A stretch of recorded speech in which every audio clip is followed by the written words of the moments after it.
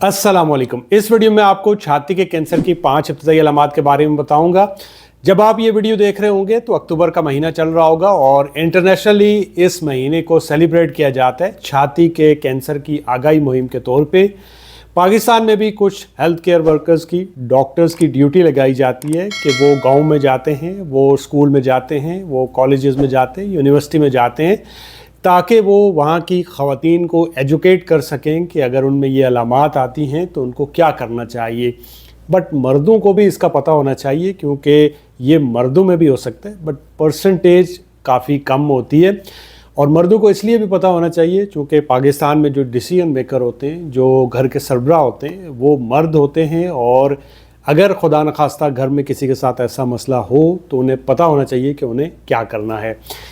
सबसे पहले हम ये देख लेते हैं कि कैंसर क्या होता है। तो जब आपकी बॉडी के सेल्स एबनॉर्मली ग्रो करना शुरू हो जाते हैं, मल्टीप्लाई होना शुरू हो जाते हैं, तो वो कैंसर हो सकता है। मिसाल के तौर पे आपकी ये जो स्किन है ये नॉर्मल है, लेकिन अगर ये स्किन यहाँ से एबनॉर्मली ग्रो करना शुरू हो जाए, मल्टीप्लाई होना शुरू हो जाए, यहाँ पे कोई गांठ बनना शुरू हो जाए, तो वो कैंसर हो सकता है। ठीक इसी तरह से छाती के कैंसर में भी आपके जो मिल्क प्रोड्यूसिंग ग्लैंड्स होते हैं, जिन्हें लोब्यूल्स बोलते हैं, उनके अंदर रसोली बनना शुरू हो जाती है, गांठ बनना शुरू हो जाती है, जिसे छाती का कैंसर या ब्रेस्ट कैंसर कहते हैं।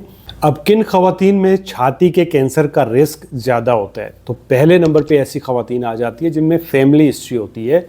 फैमिली हिस्ट्री से मुराद आपके माँ बाप या बहन भाइयों में से किसी के साथ ऐसा है तो आपके साथ भी ऐसा हो सकता है।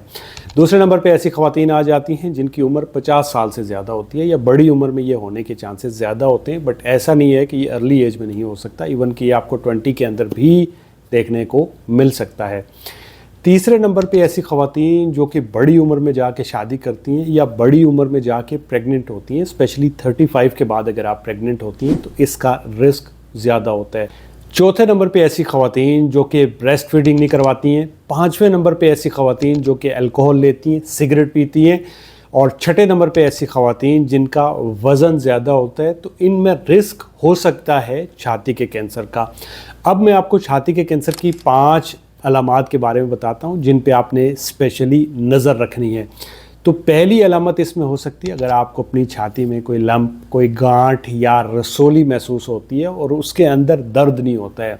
दूसरी अलामत आपकी छाती की शेप या साइज़ का तब्दील होना, मसलन आपकी छाती की एक साइड आपको छोटी और एक बड़ी नज़र आ रही है। तीसरी अलामत आपके निपल्स का अंदर की तरफ धंस जाना, फ्लैट हो जाना, सिकुड़ जाना और वहाँ पे कोई रैशेज़ नज़र आना। चौथी अलामत अगर आपके निपल से किसी किस्म का कोई डिस्चार्ज होता है, खून आता है।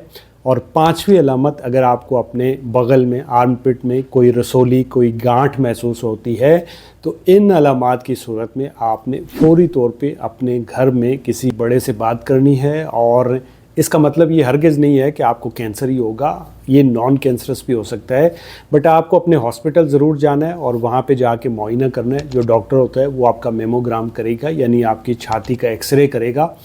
उसके साथ साथ वो MRI कर सकता है, अल्ट्रासाउंड कर सकता है, या फिर अगर गांठ बनी हुई है तो वहाँ पे एक नीडल के ज़रिए बायोप्सी कर सकता है, यानी वहाँ का मवाद लेके उसको देखा जा सकता है कि ये कैंसर है या नॉन कैंसरस है। अगर खुदा न खास्ता किसी को छाती का कैंसर होता है तो फिर इसकी 4 स्टेज होती हैं। पहली और जो दूसरी स्टेज होती है उसमें इसका इलाज जो है वो मुमकिन है, और तीसरी और चौथी स्टेज में इसका इलाज किया जा सकता है। और इलाज डिपेंड करता है कि आपकी जो कैंसर है उसका साइज़ क्या है। तो छाती के कैंसर की सूरत में आपकी सर्जरी की जाती है, कीमोथेरापी दी जाती है, रेडिएशन थेरापी दी जा सकती है, और इसके साथ साथ आपको हार्मोनल थेरापी भी दी जाती है। तो ये 4 चीज़ें इसमें दी जा सकती हैं। डिपेंड करता है कि आपके जो कैंसर का साइज़ है वो कितना है। अगर किसी के कैंसर का जो साइज़ है वो छोटा है तो डायरेक्टली सर्जरी करके उसको निकाला जा सकता है, और अगर जो कैंसर का साइज़ है वो बड़ा है तो फिर आपको पहले कीमोथेरापी दी जा सकती है ताकि जो कैंसर का साइज़ है उसको छोटा किया जा सके, उसको श्रिंक करके छोटा करके फिर उसके बाद सर्जरी की जाए। तो ये छाती के कैंसर की आगाही मुहिम के हवाले से चंद मोटी मोटी बातें हैं जो कि मर्दों को भी और ख़वातीन को भी पता होनी चाहिए। बॉटम लाइन ये है कि अगर आपकी फैमिली में किसी के साथ ऐसा है तो 20 से 25 साल की उम्र में एक दफ़ा अपनी छाती का जो एक्सरे है, जो मेमोग्राम है, वो ज़रूर करवाइए। और हर महीने पीरियड के बाद अपने हाथ के साथ अपनी छाती को चेक करें। अगर आपको कोई गांठ महसूस हो रही है तो डॉक्टर के पास जाइए, और अगर आपकी फैमिली में इस तरह का रिस्क नहीं भी है तब भी 40 साल के बाद आपको कम से कम साल में एक दफ़ा मेमोग्राम ज़रूर करवाना चाहिए।